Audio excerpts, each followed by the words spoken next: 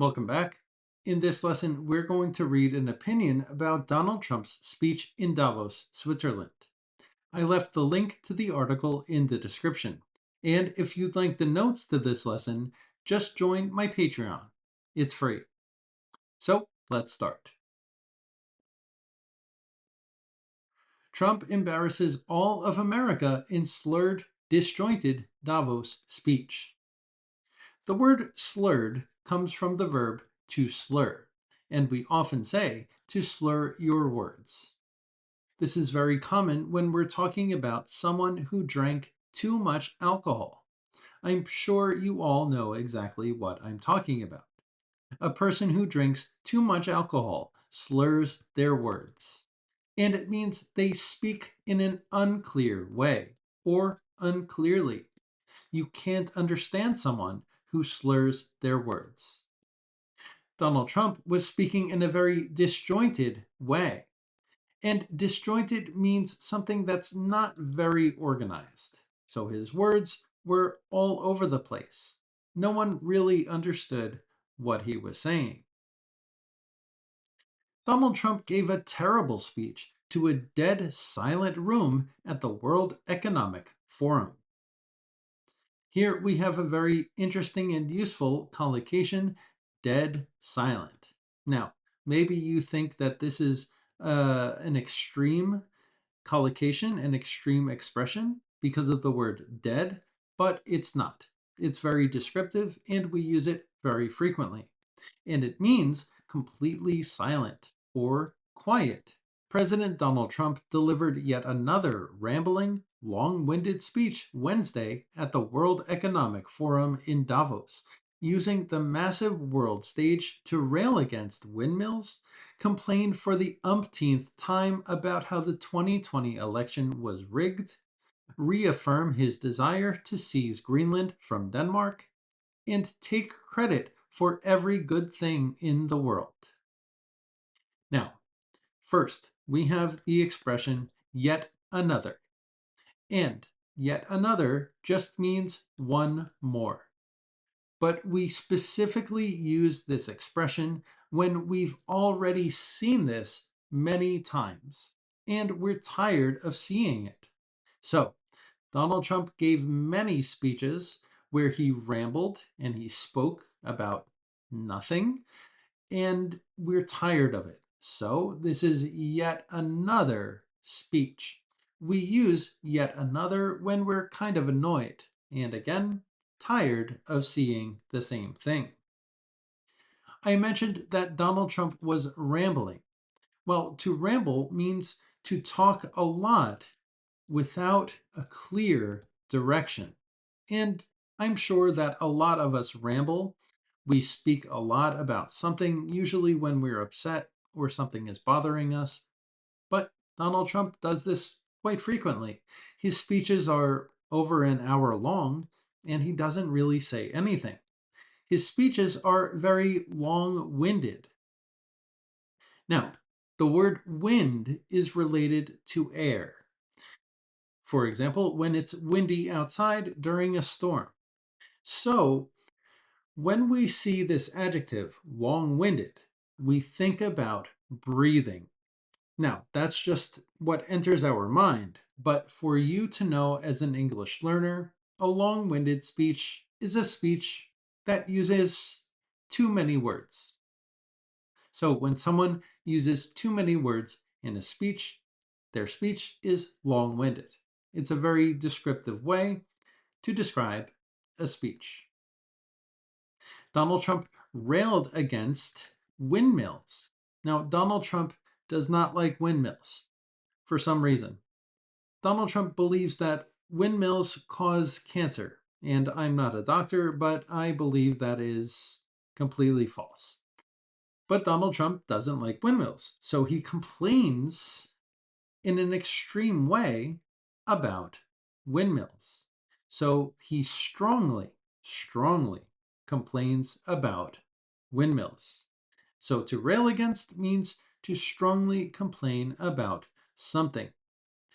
Now, I'm sure you have a question about this word, umpteenth, and then the word is time. Well, let's break this word down as English learners. So, inside this word, you can see teen.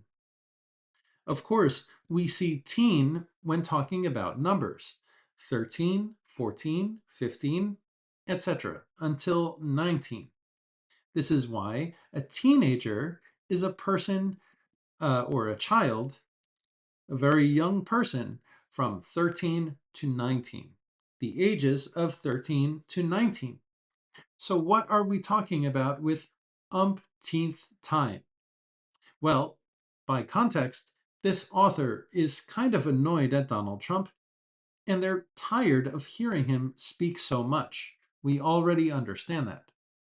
So, when we use the word umpteenth time, we're talking about many, many, many times. We don't remember exactly how many. We don't know the exact number. So it's again, yet again, we don't have an exact number. The umpteenth time. This is not a word we use very frequently in conversation. I never use it personally, but you'll see it in news articles. And Donald Trump was talking about how the 2020 election was rigged. Now, let's do a mini lesson about pronunciation. The way to pronounce this year is 2020. So, the word is this. The pronunciation is 20. Don't pronounce the T in the middle of the word. 20. The year is 2020. So, what is this year? 2010. What is this year? 2030. What year is it now? 2026. That's right. But what about this year? How do we pronounce this year? Well, in this year, we can't use 20, we say 2000. And that continues with the next year, 2001. During this year, there was a bad financial crash. So this is 2008, the financial crash of 2008. And this continues through 2009. But when we reach 2010, that's when we start 20s.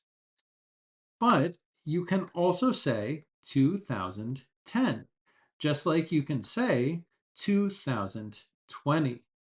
But no one really says that these days, but just remember from 2000 to 2009, 2000. Donald Trump complained that the 2020 election was rigged, or let's say unfair or manipulated. He's been doing this for a long time. And the article says he was reaffirming his desire to seize Greenland from Denmark. To seize means to take by force. Very common when talking about geopolitics or armies and militaries. So to seize means to take. To seize something from someone is the structure. In the same way we say take something from someone. So we see patterns with structures in English. Very important to remember. Donald Trump reaffirmed this, and remember when we see re, it means again. So reaffirm just means say something again.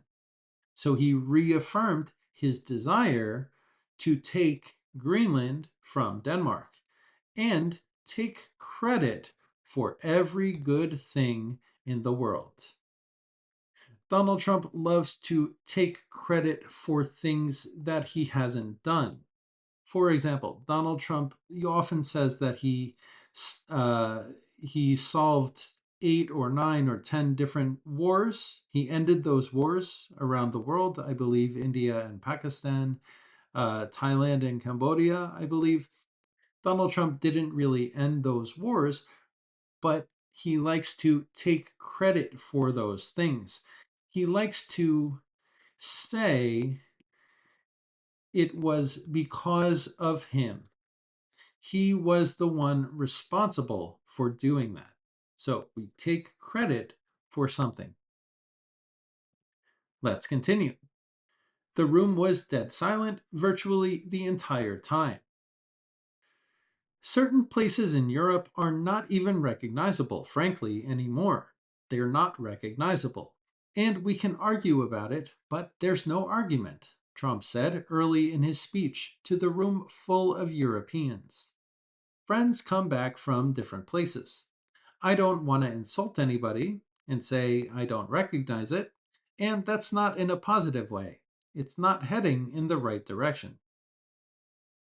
Again, Donald Trump is rambling. And we have a very nice expression in English to describe how Donald Trump talks, a word salad. So, a word salad is a speech or a lot of sentences when you don't really say anything. It's just a lot of words, it's a lot of chaos, and it's very chaotic. So, Donald Trump often gives us a lot of word salads. It's very hard to understand what he's talking about exactly. Donald Trump said these countries are not recognizable. And another way we can say this is they are unrecognizable. So, this is a way that you can modify your speech not recognizable or unrecognizable. Donald Trump said, I don't wanna insult anybody. And remember, wanna, when we speak fast, is want to. So, if you're speaking slowly, you might say, I don't want to insult anybody, but the natural way is wanna. I don't wanna insult anybody. Donald Trump says it's not heading in the right direction, and he's talking about Europe due to immigration. Remember, heading just means going. It's not going in the right direction, according to Trump. The rhetoric aligned seamlessly with the deeply racist, anti immigrant sentiments that the European right is pushing with his support. First, we have the word rhetoric. And I like to describe rhetoric as the public conversation. This is a word that's very common in politics. You have the right and you have the left. Often you have extremes, and there are very different conversations on both sides. They use very different words. So maybe someone on the left will insult someone, and maybe someone on the right will say something that's not appropriate. This is rhetoric, the words that they're using. Very common in politics. Next, we have the verb to align, and the pronunciation for this verb is align. Align. Don't be confused by the G. The pronunciation is align. And this is just like align, to be in order. Align. The rhetoric aligned seamlessly. Seamlessly is a word which means without seams. Well, what are seams? Well, when you have clothes, like a jacket, for example, you have the seams in the jacket. The seams are the lines that you have after someone makes the jacket. So you can often see the seams where they made the jacket or another type of some types of clothes, of course. So seamlessly means without seams. You can't see the seams in the clothes. So another way we can define seamlessly is smoothly. The rhetoric aligned smoothly with the deeply racist anti immigrant sentiments. A sentiment is a feeling. So the feelings that the European right is pushing with Donald Trump's support. Let's continue. Trump also took the time to hit on one of his favorite punching bags, windmills. So, first, from the perspective of an English learner, it's very important to remember collocations. And here we have take the time to do something. This means dedicate time to do something. This is a very common way of speaking. We take the time to do something. We set aside the time to do something. And he did this to hit on one of his favorite punching bags. Well, the verb to punch is something that a boxer does when they're in a fight. It's like this. This is punching. So, a punching bag is something that people use when they box. Now, here, this is called a boxing bag, but you can see that the boxer or this person is punching the bag. Another way to describe this bag is a punching bag. So, Donald Trump took time to hit on one of his favorite punching bags, windmills, something that he frequently attacks. Again, I don't understand why, but that's just me. There are windmills all over Europe. There are windmills all over the place, and they are losers, Trump said, seemingly talking about the windmills personally. One thing I've noticed is that the more windmills a country has, the more money that country loses, and the worse that country is doing. China makes almost all of the windmills, and yet I haven't been able to find any wind farms in China. Okay, so Donald Trump said there are windmills all over the place in Europe. All over the place means in every place or in every location. But this carries some kind of chaos to it. So Donald Trump is saying they're all over the place. They're very disorganized. There's a lot of chaos with the locations of these windmills. And Donald Trump called the windmills losers. Now, this is very hard for me to talk about because Donald Trump doesn't make sense when he speaks. If you call someone a loser, you're saying that they're not a successful person. They're not a winner. It's a very insulting thing to call someone. But Donald Trump is calling windmills losers. So he's talking about these windmills in a personal way. This is a very strange thing to do. Children usually insult each other and they say, "You're a loser," or "You're a loser." And they go like this. They show the L, "You're a loser." But Donald Trump is saying this about windmills. I don't have an explanation other than that. Then Donald Trump uses a very interesting structure in English. The more windmills a country has, the more money that country loses, and the worse, or the more bad, we don't say more bad, we say the worse, that country is doing. Now,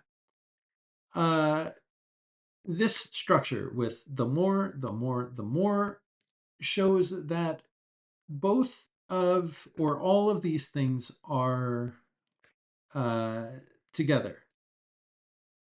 So they're increasing or decreasing together. They're in the same situation. All of these things are tied together. I teach private lessons on my website. And here you can schedule a lesson with me if you'd like. You can read about me, my certifications, and here is the place to schedule a lesson. I'm saying this because I have a very interesting lesson about this structure and my students really enjoy it. If you'd like to go to my website, you can see a lot of other information about how I have a CELTA degree, I worked in Costa Rica, I traveled a lot, and I have students from all over the world. So The links are in the description. So let's continue. This is not true.